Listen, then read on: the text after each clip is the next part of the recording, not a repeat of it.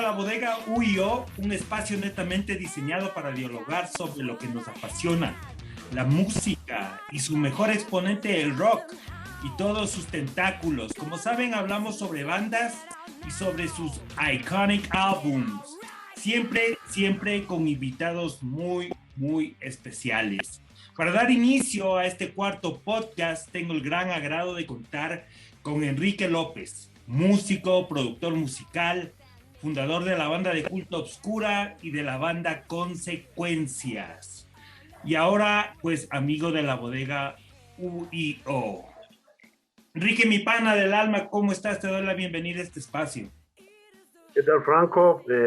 Otra vez muchas gracias por la invitación. A toda la gente que escucha la bodega UIO, les mando un saludo y muy contento de estar aquí para hablar de una de mis bandas favoritas. Claro, como siempre, acompañado de nuestro cómplice melómano, jefe del departamento de ventas y poseedor de una exquisita colección de death metal en vinilos, mi amigo, mi querido pana, Iván Arias. Hola, Iván, ¿cómo estás? Hola, Enrique, qué gusto tenerte acá en la bodega UIO. Para nosotros realmente es un honor tener invitados como tú, que conocen mucho de la música, y pues te damos la bienvenida a una hora divertida, ¿no? De un conversatorio de una de las bandas que, coincido contigo, también es mi preferida. Entonces vamos a tener mucho de qué conversar esta noche. No, como dije a Franco, muchas gracias por la invitación, un gustazo y bueno, vamos ahí para dialogar. Hemos convocado pues a Enrique, aparte de que es mi gran amigo, pues es un músico, un productor musical y ha tenido pues la suerte de ver a esta gran banda en vivo algunas veces. Entonces él nos contará un poco acerca de esa experiencia. Voy a comenzar este podcast número 4 con un dato técnico que nos dará la pauta para empezar este muy interesante conversatorio. 26 años de este disco, el King for a Day, Full of a Lifetime. ¿Cómo se formó Faith No More? Faith No More es una banda estadounidense de metal alternativo formada en San Francisco, California, en 1979, bajo el nombre de Faith No Man. Su formación actual es del bajista Bill Gold, el baterista Mike Bordin, el tecladista Roddy Button, vocalista Mike Patton y su último guitarrista y actual miembro de la banda John Huston. Enrique, ¿me puedes contar un poco? No nos vamos a ir mucho con datos técnicos y todo, porque esta banda tiene una discografía increíble, una gran cantidad de integrantes, ex integrantes, gente que ha pasado por un minuto en Faith No More, gente que se ha quedado más tiempo. Cuéntame, Enrique, ¿cómo crees, cómo es para ti el inicio de esta banda? Bueno, tal como tú dijiste, o sea, el core de la banda, o sea, los miembros fundamentales que fueron, o sea, Bill Gold, Mike Bordin, bueno, Jim Martin, que estuvo al principio, y también como es, y Roddy Bottom, el tecladista. Y luego vino como es, el vocalista Chuck Mosley y luego Mike Patton, que fue con quien tuvieron el éxito comercial, ¿no? Claro, Faith No More viene como más o menos de ellos en esta ola de lo que fue el indie rock, que después se convirtió en el grunge, que en manos de MTV acabarían transformándose en todo lo malo de esa década. El metal atravesaba por una época profunda, una crisis existencial. Metallica estaba con el disco negro, si no me equivoco. Y sin duda alguna, uno de los protagonistas de esto fue Faith No More, ¿no? Con su estilo funk, que pretendía homenajear como a Funkadelic, a Parliament. Y pues bueno, Faith No More siempre se caracterizó por una fusión, ¿no? De sonidos, y de hecho hay muchos conocedores de la música que afirman que Jane's Addiction y Faith No More fueron los que dejaron abriendo el camino para el éxito total que tuvo el grunge en esa época. Entonces, vaya que fueron unos buenos cimientos, unas buenas bases para lo que luego fueron las bandas grandes de grunge, ¿no? Alice, Pearl Jam, entre otros. Claro, Entonces, ellos sí, estuvieron en la camada con los Fishbones, con todas esas bandas, ¿no? Se dice pues que la discografía de Faith No More es una de las más interesantes en estos últimos 30 años. ¿Qué opinas, mi amigo Enrique? Así es, o sea, más que nada porque, mira, justamente por la cuestión esta del metal alternativo que vendría después, ¿no? Por ejemplo, pues ellos fueron los que dejaron ese cimiento y como dice Iván, la cuestión de James Addiction, que es para mí una de las bandas, una de mis bandas favoritas y, por ejemplo, a veces, o sea, yo no entendí por qué le tiraban a James Addiction dentro del grunge, si es una banda muy diferente. Por ejemplo, yo considero a Dave Navarro como alguien hasta virtuoso, o sea, la forma de tocar de guitarra de él era tremenda, o sea, no era simplona ni nada, pero bueno, tenían los elementos de ponte, el metal, el punk también, James Addiction, y bueno, como te dije, o sea, lo que vendían bandas del metal alternativo de mediados de los 90 como Korn, Deftones, que citan a Faith No More como una de sus más grandes influencias.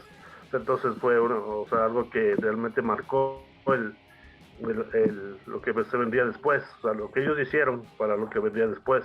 Enrique, ¿cuál crees tú que fue el culpable, si se puede decir, de crear este género que fue el nu metal? Porque si bien dicen, o sea, algunos dicen que fue Faith No More, otros dicen que fue, qué sé yo, cuando tocó Anthrax con Public Enemy. ¿Quién fue el culpable de que haya estas bandas después que salieron como fue Limp Bizkit y toda esta cuestión? ¿A quién podemos la culpar de por ustedes? Yo creo que sería más, bueno, obviamente, bueno, si comparas, por ejemplo, en el The Real Thing, hay todo ese tipo de influencias, ¿no? Hay el punk, hay el rap, todas esas cosas, ¿no? El metal, pero si te vas, por ejemplo, vas un poquito más allá a Angel 2, o sea, eso es otra cosa, o sea, muy diferente. No podrías decir que de ahí vino, porque es un disco oscuro o sea, menos comercial yo diría tal vez sí, como de Real Thing, o sea, ahí está porque estaba el funk, estaba el rap, pero también sí podemos decir que Anthrax tuvo mucho que ver también, ¿no? O sea, en esa época, pero definitivamente o sea, la mezcla esa venía de Faith No More, ¿no? Y bueno, después bandas como Primus y todo lo que se vino después. Claro. Bueno, Primus se puede decir que sí fue un contemporáneo más o menos de ellos, ¿no? Porque salieron más o menos en esa camada del alternativo de los 90. Obviamente Fino Moya ya tenía un poco más de historia para ese tiempo, pero yo creo que sería una injusticia hablar, o sea, llegar aquí en For a Day si no habláramos un poco de esta belleza, ¿no? Así es, El así es. Angel Dust. Porque llegó Mike Patton a Real Thing y pues ya en lo musical yo pienso que sí se mantiene un poco la esencia de la banda, pero obviamente Mike Patton es totalmente dos veces más que Chuck Mosley, creería yo. Entonces ahí como que la banda está tomando una dirección, pero todavía no encuentra su camino. En Angel 2 comienzan a tomar su camino y experimentan lo más que pueden. ¿Qué opinas, mi querido pana? No, o sea, por ejemplo, la primera vez que yo escuché Angel 2 venía, o sea, de lo bestia que es el Real Thing, o sea, que es un disco súper accesible. Bueno, hasta mucha gente dice comercial, pero tiene muchas cosas, ¿no? Muchas variaciones. Y para mí es como es un disco, como tiene subidas y bajadas, o sea, feliz, a veces de triste y todo, pero el cambio Angel 2 era un disco oscuro, o sea, tenaz y todo, o sea, ponte, pero yo sí me quedé loco, sí, chuta, no creo que sea el mismo Pain No More, o sea, era un disco que me pegó así, pero que me tomó un tiempo asimilarle, pero una vez que, que le cogí el tino, o sea, es tremendo, o sea, es increíble. O sea, Mira, es como una ocasión, creo que conversábamos contigo así, de cuáles eran los álbumes o sea, que tú compraste en un tiempo y no los pudiste aceptar o entender. Pero ya cuando pasó el tiempo y pues ya obviamente con más madurez se convierten en uno de esos discos icónicos, ¿no? sí, justamente ese es uno de esos, o sea, que me tomó tiempo o sea, en asimilarle, pero una vez que ya le caché, pues, es un disco tremendo, o sea, me encanta, o sea, todo eso, digo, tal vez no es tan lleno de cosas como es el Real Thing, y este es un poquito como más simple, pero tiene mucho, los teclados no son tan, como te digo, felices, sino más bien tiene unos matices bien oscuros, eso es lo que marca el disco, o sea, Un algunas poco cosas que... góticos les escucho yo a esos sintetizadores pues de este man. King for a Day, Full of a Lifetime fue grabado en Bearsville Studios en Woodstock, Nueva York, siendo el primer y único álbum de Faith No More en no ser grabado en su nativo California del Norte. La banda contrató al productor Andy Wallace, que había previamente trabajado con Sonic Youth, Nirvana y Slayer, por citar algunos. ¿Por qué crees tú que Faith No More pues adquirió y controló los servicios de Andy Wallace para este disco? Obviamente Andy Wallace en ese tiempo ya estaba grabando White Zombie, el, bandas como Sonic Youth, entonces era como el productor en ese tiempo de lo que era lo que estaba pegando en el alternativo de esa época. ¿Para qué crees que le trajeron a Andy Wallace? Bueno, yo te puedo decir, en mi caso, no sé, que bueno, vino como tú dices, ¿no? Él mezcló, por ejemplo, Slayer, luego produjo Slayer, eh, mezcló el Arise de Sepultura, produjo el Chaos de Sepultura, mezcló el Nevermind, entonces ya tenía, como decir, como él mismo dijo, o sea, después de Nevermind, él se hizo como, o sea, todo el mundo quería trabajar con él, entonces venía de eso, ¿no? Entonces, porque me parece que el Angel 2 es producido por la misma persona que grabó el Real Thing. Entonces creo que No como estoy que seguro. tratar de, de, de, de tener algo diferente y más que nada como Andy Wallace tenía ese currículum muy variado, o sea, no solamente bandas de alternativo, bandas de metal, entonces como que eso fue lo que vino a marcar la cuestión de Oye, la producción. pero hay algo que no me cuadra mucho, no sé si de pronto me pueden explicar un poco. Tengo entendido que el guitarrista Martin, ¿no? Jim Martin, dejó la banda, llegó hasta el Angel Dust, porque él siempre quiso un tono, un estilo más metalero, ¿ya? Y obviamente el resto de la banda de Faith No More no se alineó con él. Entonces, claro, lo sacan a él de la banda y luego le contratan a este productor, al que hizo el Raining Blood de Slayer, Sepultura, Sonic Youth y otros, pero lo sacan a él que quería un toque metalero y contratan a este productor que también tiene un espíritu metalero. Entonces, no entiendo muy bien, o sea, cuál es el tiro ahí. Porque, mira, bueno, lo que yo sé, bueno, más que nada, Billy, el bajista, siempre ha sido como si el compositor principal de la banda.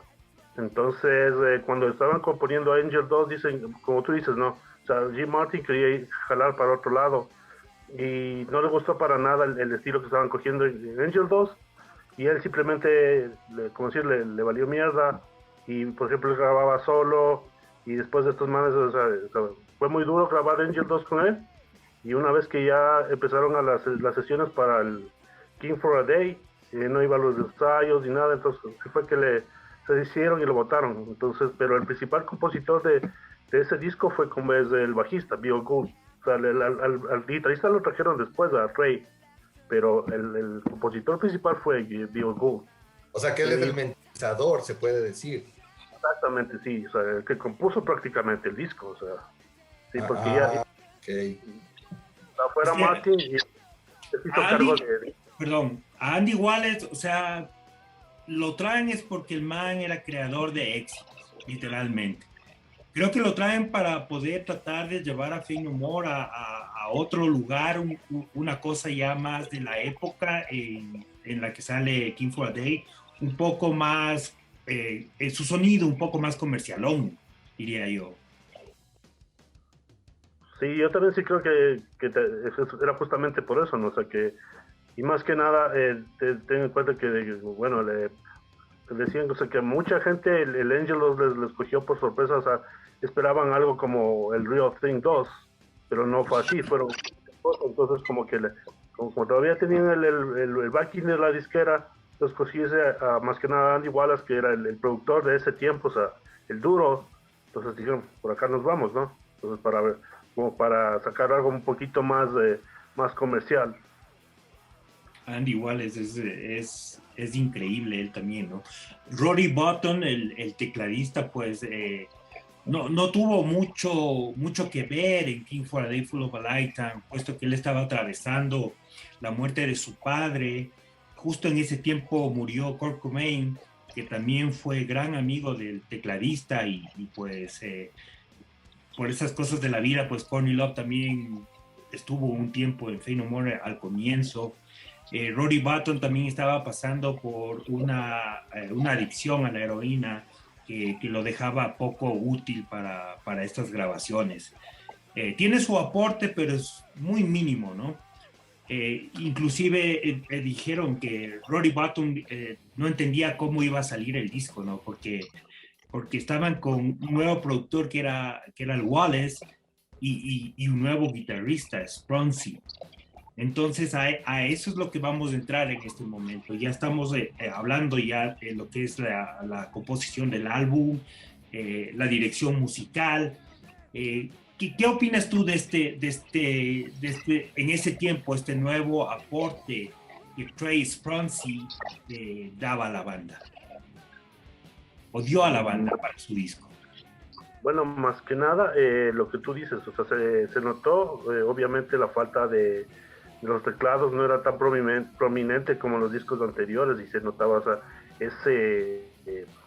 por ejemplo, la primera canción que escuché fue Digging the Grave, ¿no? O sea, el single, y me quedé así, o sea, como que esto era como no, primero no había teclados, era mucho más la guitarra al frente, porque más que nada en ese tiempo, bueno, no sé si bueno, no sé si tú estabas aquí, Franco, tal vez porque estás en Estados Unidos, pero acá a Ecuador llegaban las noticias, o sea, mucho después, porque no había internet y te enterabas porque habían las revistas españolas que acá llegaban con casi un año de retraso. Si tenías suerte, tenías algún pana que vivía en la Johnny y te traía una revista, pero, bueno, yo a veces encontraba revistas actuales en Quito, en Librimundo, creo que era, pero eran carísimas.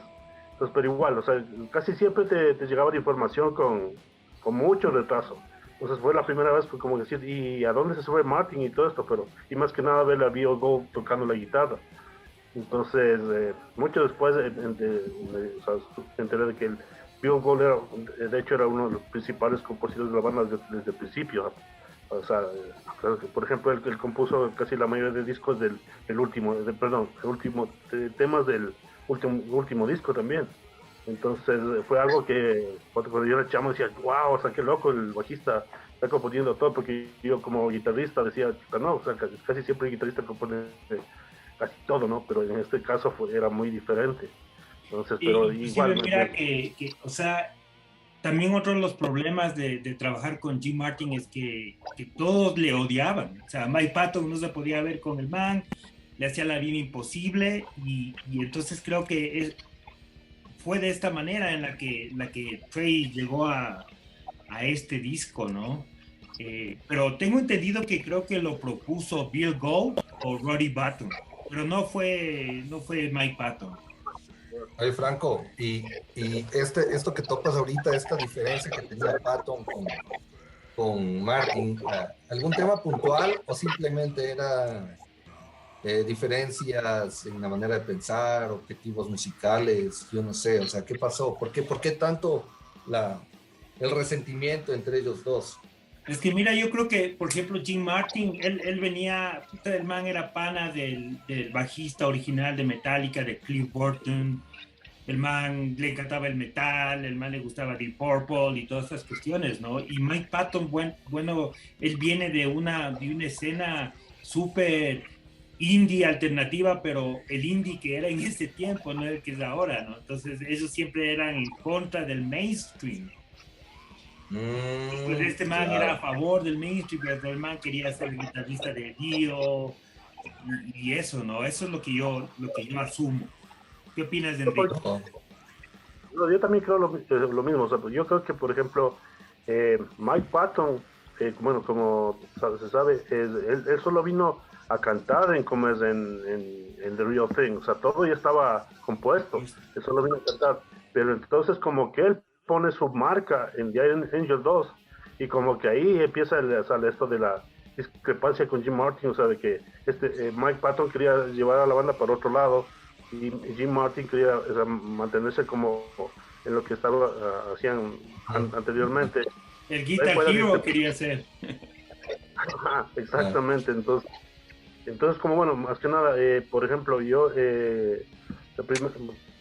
me acuerdo en qué video sale Mike Patton con una camiseta de Mr. Bongo, y como tú sabes, en esos tiempos, cuando veías en un video a alguien de la banda con una camiseta, te decías, debe ser bueno eso, ¿no? O sea, ¿qué será? O sea, te lleva la curiosidad, o sea, ¿qué será esa banda, no? Por ejemplo, me acuerdo que en un video de esa época, Bill Gold salía con una camiseta de Sepultura. Entonces, imagínate, o sea, tocando funk y el man salía con una camiseta de Sepultura.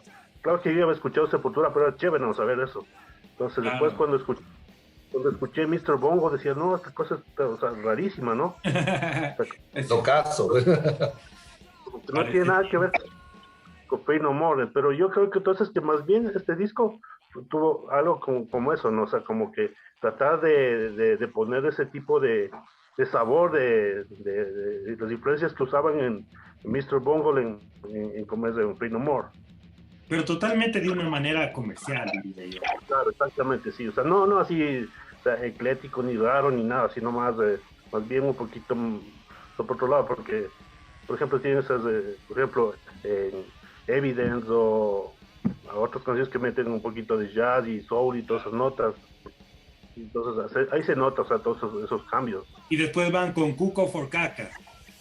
Sí, sí, todas sí, cosas locas, ¿no? O sea, sí, O sea, yo creo que a Travis Plum viene como no a ser un Guitar Hero como hablábamos, sino más bien a servir a las canciones, a poner su parte de la diversidad que él claro, tiene, ¿no? claro que sí. O sea, bueno, más que nada aprovechar porque él venía de otro background, ¿no? O sea, diferente de la cuestión del jazz y todo ese asunto. Entonces, como por poner esos matices y esos sabores al disco, ¿no? O sea, mira lo que dice Travis Bronce, dice que su aporte, por un lado, dice que él tenía que tocar como si fuera un gran tonto y superficial estrella de rock. Y por otro, debía ser sensible a los deseos de todos los demás. Tengamos en cuenta que las frustraciones personales de cada miembro de la banda respecto al departamento de la guitarra del grupo, y entre paréntesis, los guitarristas de Faith No More nunca fueron estables, y encima había una avalancha de ideas que venían para explotar las nuevas posibilidades de una nueva formación. Para mí, parte de la clave del sonido de Faith No More tiene que ver con esa forzada limitación sobre la guitarra. Entonces me encargaba en el lugar de intentar mantener las cosas simples para favorecer el sonido del grupo. Que yo creo que esto es lo que les hace falta a bastantes guitarristas, ¿no? Porque la verdad que la mayoría piensa ser y tú como guitarrista a veces tal vez lo sabrás, quieren ser las estrellas de la banda, de la canción, y no son, no están como una parte que va a ayudar a que la canción sea mejor. Sí, o sea, sí tienes razón, porque bueno, como tú dices, no, o sea, no, yo no lo voy a negar, ¿no? Porque a mí también se me ha pasado, o sea, eh, que yo digo, o sea, no, yo quiero que las cosas sean así y así se hacen, o sea, sí, ¿no? Pero yo cuando era adolescente, más que nada, bueno, me gustaba el thrash, pero también guitarristas virtuosos y, bueno, como adolescente no quería meter, estaba practicando la guitarra como loco y quería meter solos por todo lado, pero no, o sea, nunca pensaba en la cuestión en la canción, sino más bien yo tratar pero creo que eso después cambia con una vez que vas madurando, ¿no? Te das cuenta de que y no tienes, o sea, tratar de bajar la guardia y pensar más bien en la canción que estás haciendo, a estar metiendo demasiada sal en la sopa. Claro, totalmente. Ya hablamos pues del primer single, Digging the Grave. Su segundo single y tema fue Ricochet. Ricochet es un tema que muestra un tono algo triste pero grandioso, en un ritmo extraño donde la banda acompaña discretamente la voz para entrar en plena forma pocos segundos en el legendario coro.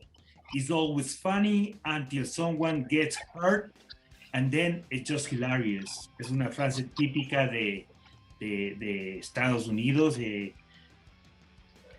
Como es la banda, como es Mike Patton, siempre manejando el humor negro, ¿no? Claro. No, o sea, las letras de él siempre han sido así, ¿no? O sea, siempre es el estilo del pues, típico. Típico, Mike Patton ¿cuántas bandas Es tiene? un loco. ¿Cuántas bandas tienen? Demasiadas que ¿Podrás contarlas con los dedos de la mano? yo creo que no. Yo creo que no. Iván tiene el último disco de Tomahawk. No, ajá, excelente, güey. Muy bueno, totalmente recomendado, güey. Claro, pues Claro. que...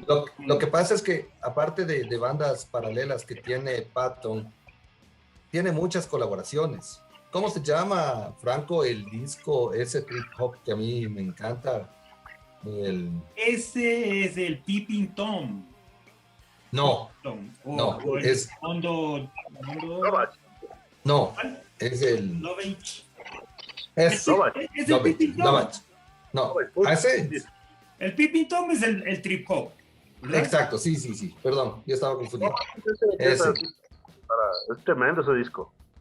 A mí me fascina, o sea, realmente es alucinante. Ahí se toca hasta un cover de la Britney Spears.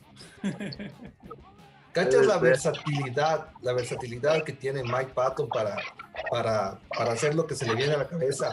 Yo le vi a Mike Patton acá cuando vino al Teatro Sucre en Quito, vino con los Templarios, ¿ya?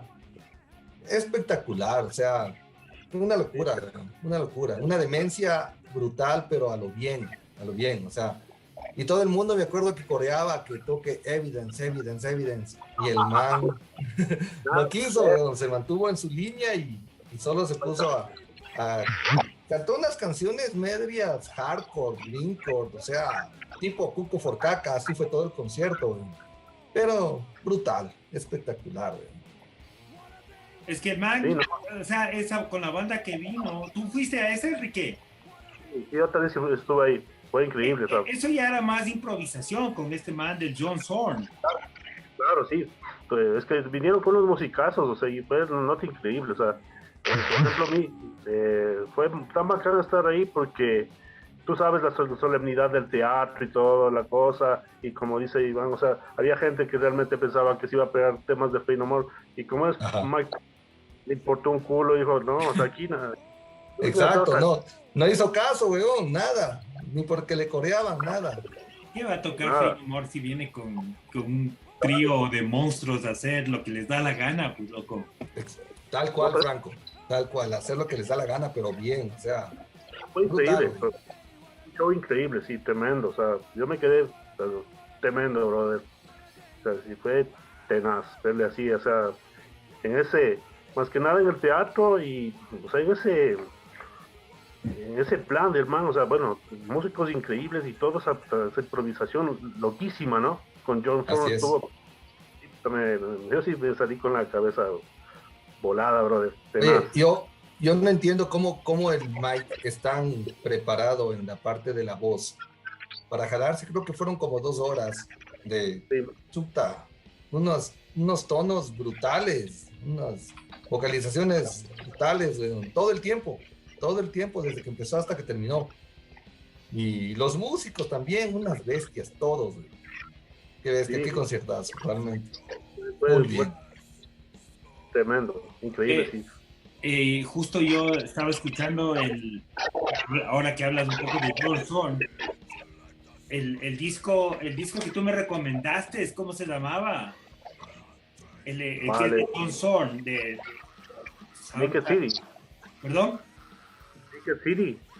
El Naked City. ¿Qué discazo que es ese? Oye. Es loquísimo ese disco también, Pero, sí. y no puedo creer que haya salido algo así en esa época. Sí, pero ese es con el baterista de Napalm Death. Pero ese es brutal, o sea, es brutal. Salvajes ese disco, sí. Yo también bueno, yo creo que escuché ese disco, creo que fue en el 91. O sea, fue cuando me quedé así, wow, ¿qué es esto? O sea, loquísimo. Es que sí, Recomendado. súper recomendado. Puta, ese disco Bestia. está para tenerlo en vinil. Sí, es con el Mick Harris, el primer baterista de Napalm Death. Con ese man. ¿Y quién canta en ese proyecto? ¿Sabes que no me acuerdo. Pero bueno, ahí los duros son el John Zorn y el man. O sea, una nota loquísima. Claro, Desenfrenada, me imagino. totalmente. O sea, eso le sirvió bastante como piedra angular a estos manes de Mr. Bungle, porque John Zorn creo que produjo el primer disco de ellos. No estoy muy seguro, pero siempre han sido muy influenciados de John Zorn. Claro, no sé, mucho que ver. O sea, la amistad de Mike Patton con John Zorn, por eso mismo estuvo aquí en Ecuador, ¿no? Porque ahí con sus panas. Claro. No, pero eso estuvo tremendo, increíble, o sea, una bestia. Uno de los mejores conciertos que... Habla serio, no me hagas sentir mal.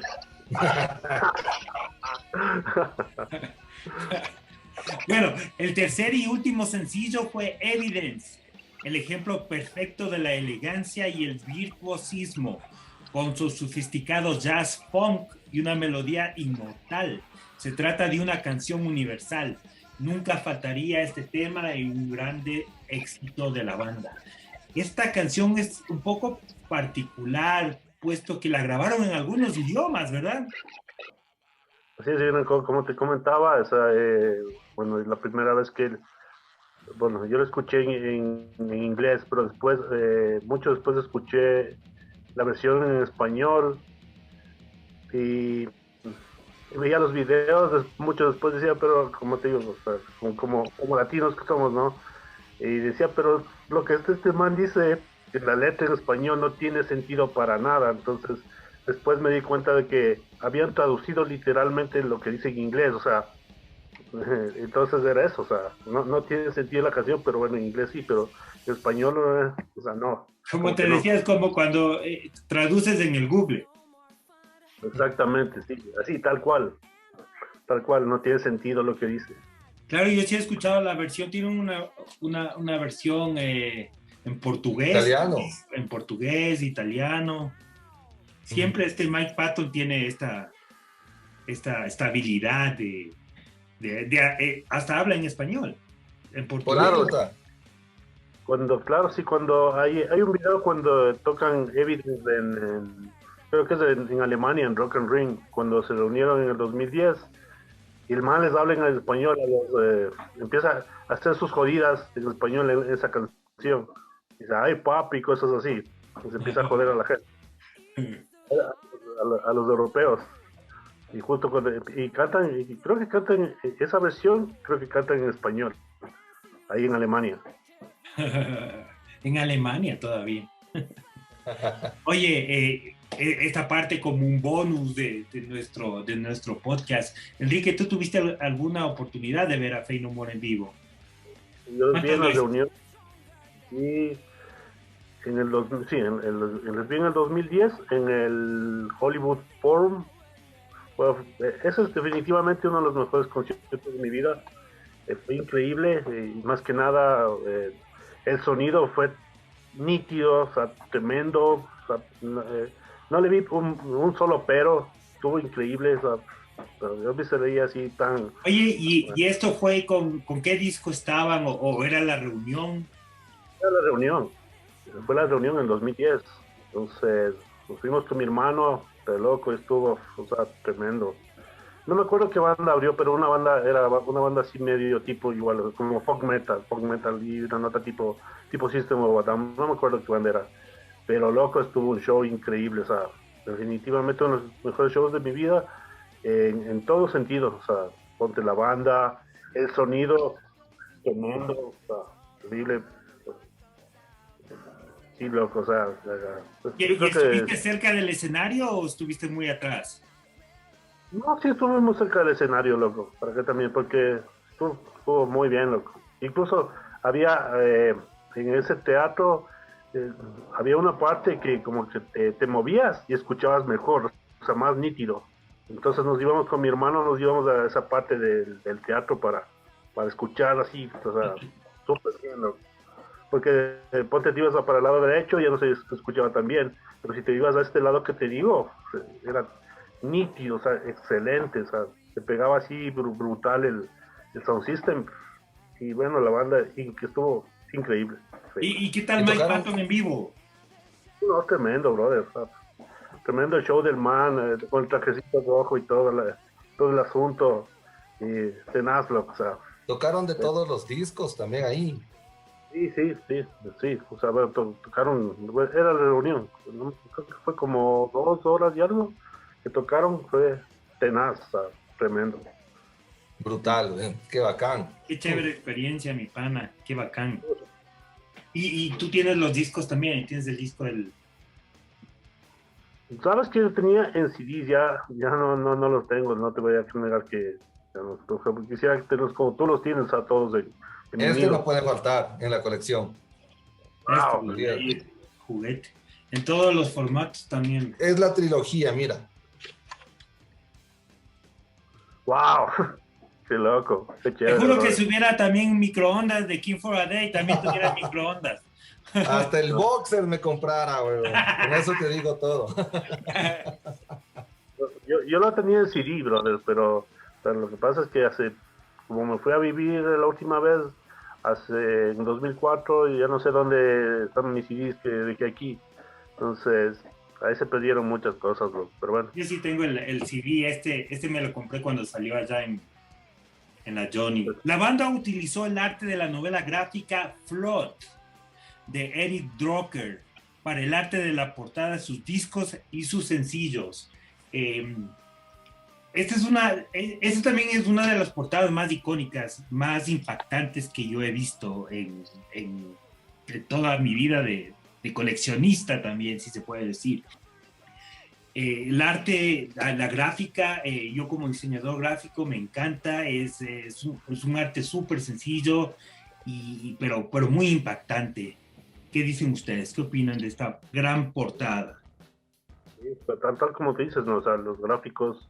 Bueno, en ese tiempo yo no sabía que el arte se sacó de un libro, ¿no? Yo pensé que era arte original.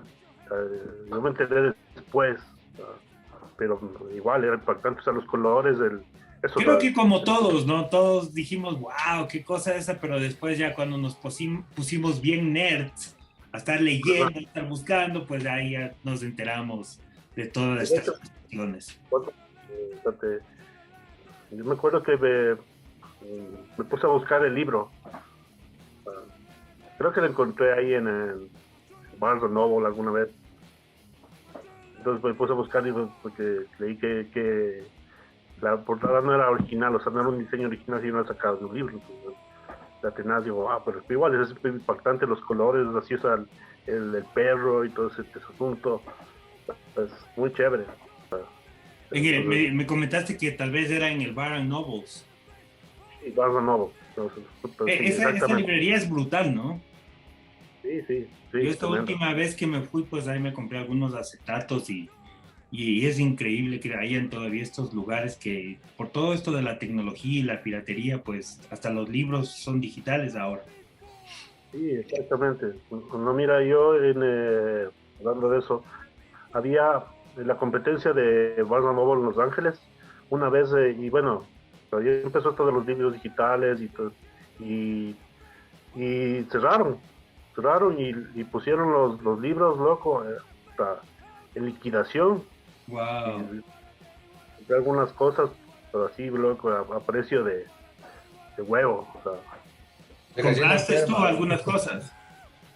Sí, sí, o sea, cosas increíbles. O sea, igual, como tú dices, lo bacán de las librerías que había allá, bueno, no sé cómo será ahora, pero lo bacán era que también tenían la sesión de música y todo eso, y tenían a veces, incluso creo que había algunas librerías que tenían para que puedas escuchar la música, o sea, como había las de, no sé, Virgin, ¿te acuerdas, Franco?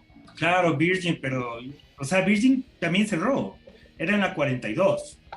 Claro, exacto. Virgin ya cerró también, así.